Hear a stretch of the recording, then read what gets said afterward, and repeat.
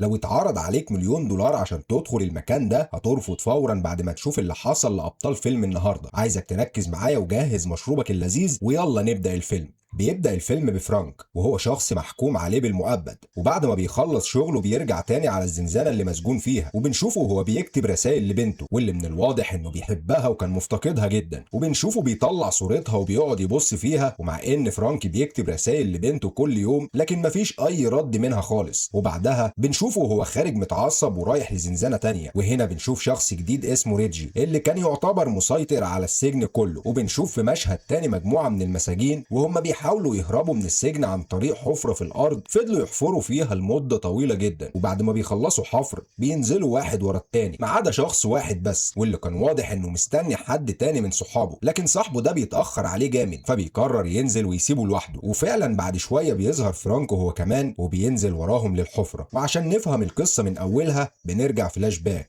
وبنشوف فرانكو وهو شغال في مغسلة السجن، وبنشوف ان كل حاجة طبيعية جدا ومفيش حاجة في دماغه. وفي نفس الوقت بنلاقي ان في مساجين جداد بيدخلوا السجن، وبيظهر فرانكو وهو بيلف على الزنازين ومش شاغل دماغه بأي حاجة بتدور جوه السجن، وبنعرف انه في حاله وما بيتكلمش مع اي حد.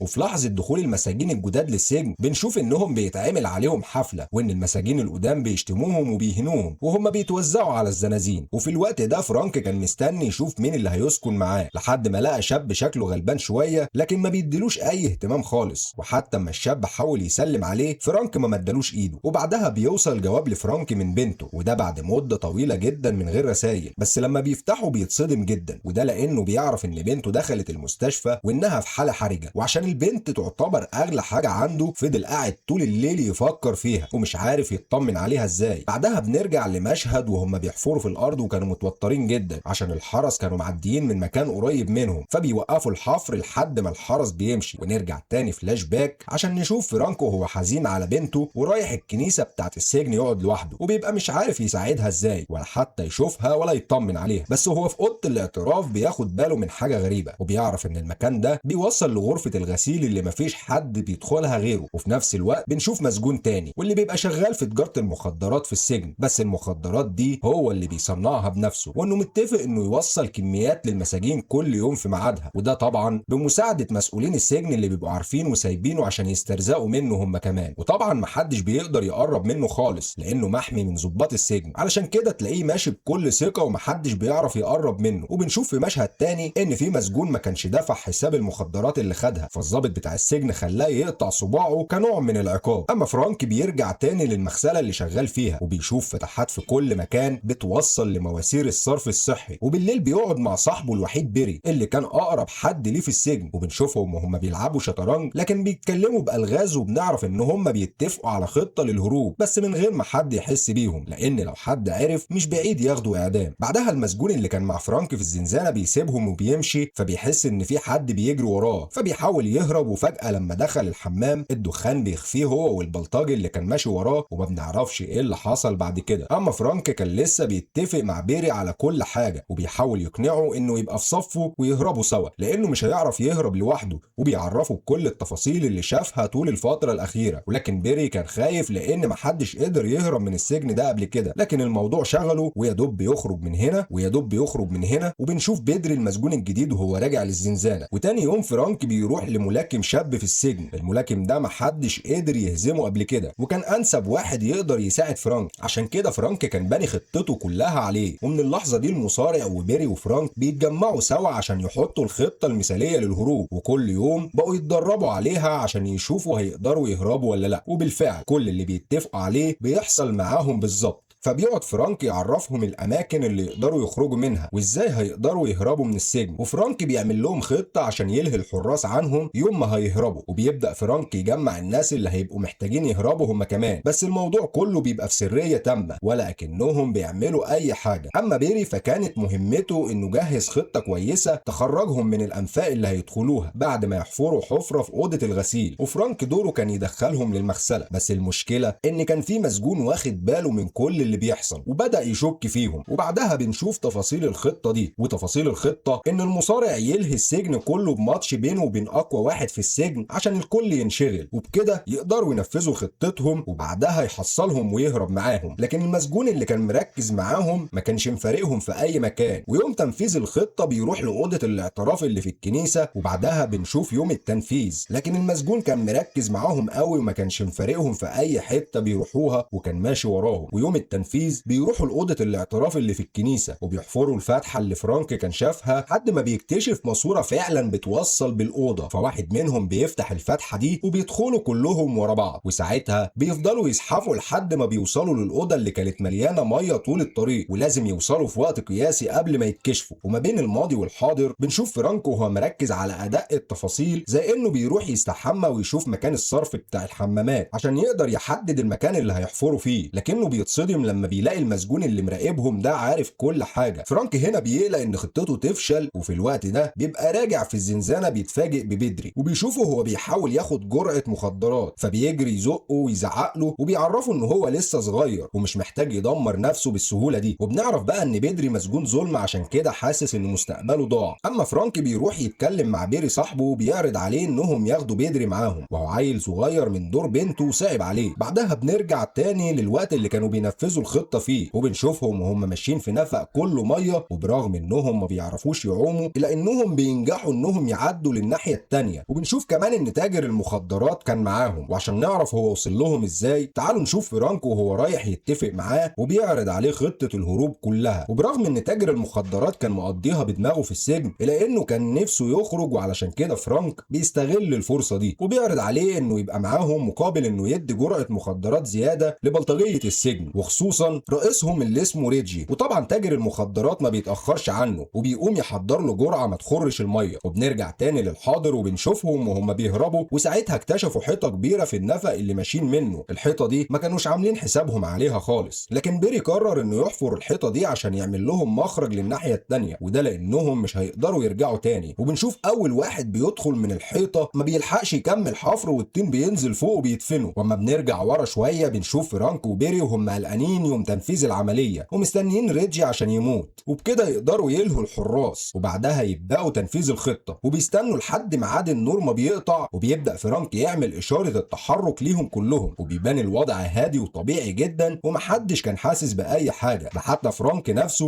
فرانك نفسه كان بدا يغني عشان يسلي نفسه. ولكن بنشوف فرانك وهو تعبان وقت الهروب وقاعد مش قادر ياخد نفسه. ولما بنرجع تاني للماضي بنشوف المسجون اللي كان مركز مع فرانك وهو رايح للزنزانة بتاعته يضايقه، وبالبلدي كده بيقول له انا فيها لك فيها. وبنشوف بدري وهو نازل فوقه بالكرسي، وساعتها المسجون بيخرج جري على بره. ومن حظهم ان المسجون ده كان اخو ريجي بلطجي السجن اللي فرانك كان شايل همه ومن البدايه وكان خايف منه، عشان اول ما بدري يضرب اخوه يحاول فرانك يلحق اي حاجه. وبيطمن من بدري انه جنبه وبيبص على صوره بنته، وتقريبا كده بيعتبره زي ابنه، عشان الباب يخبط جامد والدنيا تتقلب فوق دماغهم. ولما بنرجع للمشهد وهم بيهربوا من السجن بنلاقيهم ماشيين في نفق كله ضلمه ما تشوفش منه كف ايدك لحد ما بيوصلوا لباب حديد، وكل ده ما كانوش يعرفوا بيه. بس من حظهم انهم بيفتحوا الباب بسرعه فبيلاقوا سلالم كتير قدامهم، فبيعرفوا انهم ماشيين صح. ولما بينزلوا بيلاقوا كده كام قطعه كانوا موجودين لاشخاص قبلهم، فبيحسوا انهم بداوا يتوتروا وبيخافوا لا يكون الاشخاص اللي قبلهم دول ماتوا، وده معناه انهم ما عرفوش يوصلوا لبر الامان، عشان كده فيها موتهم هم كمان. فبنشوفهم وهم قاعدين على الارض محبطين وحاسين ان خطتهم كلها فشلت. لكن زي ما في المحبط في كمان اللي بيدور على اي حل لحد اخر نفس، وبنشوف انهم بيجروا في كل مكان يدوروا على مخرج. ولما نرجع تاني للماضي بنلاقيهم كلهم متجمعين في الليله اللي كانوا هيهربوا فيها، وتاجر المخدرات بيقول لهم على خطته وازاي يلهوا الحراس عنهم. وبنشوف وقتها ريجي وهو رايح للزنزانه بتاعت فرانك عشان يقتل اللي قتل اخوه، بس ما بيلاقيش حد جواها، لكنه بيعرف مين اللي قتل اخوه. بيجري يدور على بدري بيكتشف انه مات. وخلينا نرجع لهم تاني في الحاضر ونشوفهم وهم بيجروا جوه الانفاق، لكن من حظهم التعيس ان الحراس كانوا راحوا وراهم وعرفوا خطتهم، عشان كده كلهم طلعوا يجروا وما لقوش قدامهم غير نفق مليان ميه صرف صحي، فنزلوا فيه بسرعه. بس مش كلهم، لان كان في بعض الاشخاص فيهم ما بيعرفوش يعوموا. وبنرجع تاني فلاش باك وبنشوف ريجي وهو رايح يتكلم مع فرانك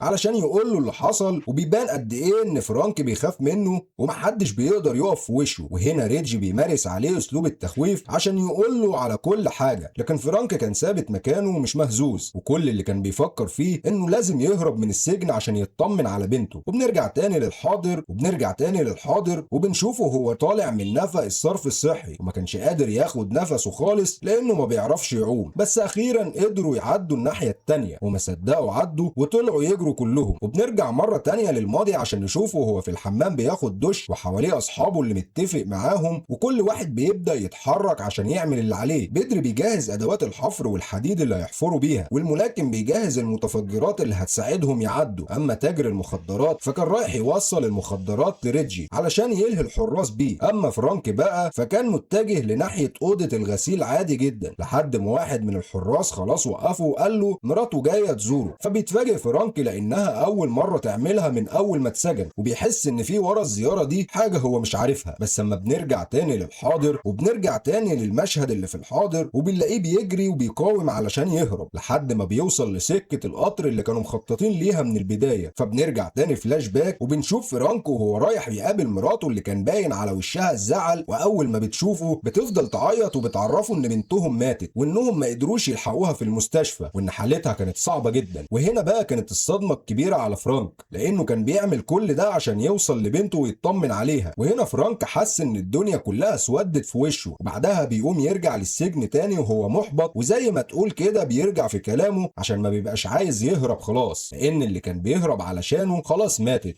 ولكن بنشوفه في الحاضر وهو بيجري على شريط السكة الحديد، وتاجر المخدرات فجأة الشريط بيقفل على رجله، واما الملاكم بيروح يساعده وكلهم كانوا واقفين يتفرجوا عليه لانهم عارفين انهم مش هيقدروا يحركوا القضبان من مكانها. والمصيبة ان القطر كمان كان جاي، فبيبعدوا كلهم والقطر بيجي ياخد تاجر المخدرات والملاكم، وبكده ما بيتفضلش غير بيري وفرانك. ولما بنرجع تاني للماضي بنشوف فرانك وهو قاعد محبط في الزنزانة، والاول مرة بيتكلم مع بدري وبيعرفه انه قرر ما يهربش معاهم، وبيشجعه انه يهرب هو لانه قدامه العمر لسه بدري، وبيعرفه كل تفاصيل الخطة اللي اتفقوا عليها من البداية علشان يمشوا عليها ويوصلوا لبر الامان. فبيتصدم بدري لانه مش هيهرب معاهم لكنه بياخدها وبيخرج. وفي الحاضر بنشوف بيري وفرانك وهم ماشيين على شريط السكة الحديد لحد ما بيشوفوا نور جاي من بعيد، فبيعرفوا انهم خلاص قربوا من الخروج، ومن فرحتهم بيجروا بسرعة يغيروا هدومهم ويلبسوا هدوم جديدة عشان محدش يشك فيهم. وفرانك في اللحظة دي ما كانش مصدق نفسه، بس من جواه مفيش امل خالص لانه ما عادش محتاج يهرب خلاص. ولما بيري بيلاقيه كده بيسيبه يطلع يجري، اما فرانك بيبص عليه وبيقرر يروح وراه حتى لو كان هيعيش لنفسه، لحد ما بيوصل لسلالم المحطة وخلاص هيخرج للشارع. بس بنرجع تاني للماضي عشان نشوف اخر التجهيزات اللي عملوها للهروب، وبنشوف الملاكم وهو رايح لأوضة الغسيل. اما فرانك كان قاعد يقرا في المذكرات بتاعته كالعادة، اما بينه وبين صاحبه كل واحد فيهم كان بيقاوم عشان الخطة تكمل، لحد ما بيقوم فرانك وبيتجه للزنزانة بتاعت ريجي، وهو ده اول مشهد شفناه. وبنعرف انه كان رايح يتكلم مع ريجي على موت اخوه، وبين ما هو قاعد مع ريجي وبين ما كان طالع على سلام المحطة بنعرف ان الامل خلاص رجع له تاني، لما حس انه كله بيدور على الحياة وانه ممكن يعمل زيهم ويدور على حياته الجديدة حتى لو ما كانش هيعيشها زي الاول. وفي نفس الوقت اللي كان بيتكلم فيه مع ريجي كان بدري ماسك الصورة بتاعت بنته بيجري بيها على باقي زمايله عشان اول ما بدري يشوفها معاه يعرف ان صاحبه مش هيهرب. لكن